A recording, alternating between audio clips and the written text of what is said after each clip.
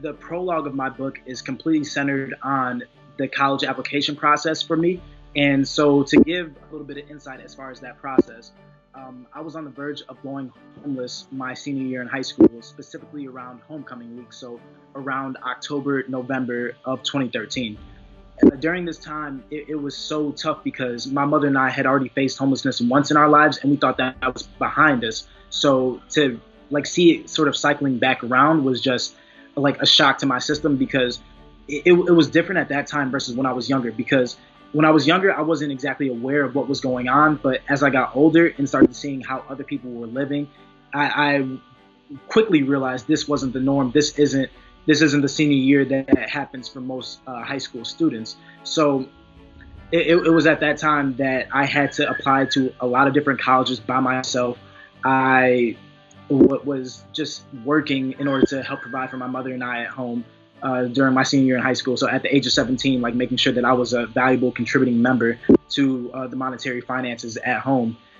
So that, and it's still a really tough time for me, to talk about. I still sometimes even tear up when talking about it, just because of the different things that happen, how different family members turn their backs on us, and so on and so forth. So that experience is largely rooted in the prologue, because it talks about the different triumphs and tribulations that I sort of faced in terms of applying to college, and how college wasn't really a luxury for me. Rather, it was a necessity in order to get my family out of a cycle of generational poverty.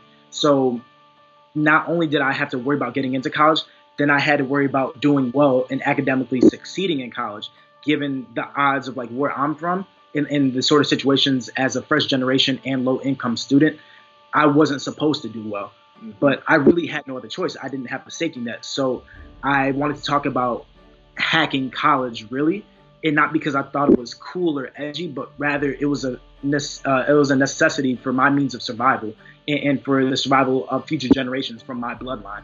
So I think that me exposing so much of my own personal story can just be that much more relatable and just show the audience how vulnerable I'm willing to be with you, because of this specific trying situation for me, I had to do a lot of research. I had to talk to a lot of different people. I had to really see, how am I going to do well in college, because I had no other option. So as a result, I pulled information from students like myself. I pulled information for students right above me, and I've also pulled information from those that are highly successful, that come from the elite backgrounds, in order to really consolidate it into one easily digestible method, which is aptly called the A.T.T.E.N.D method.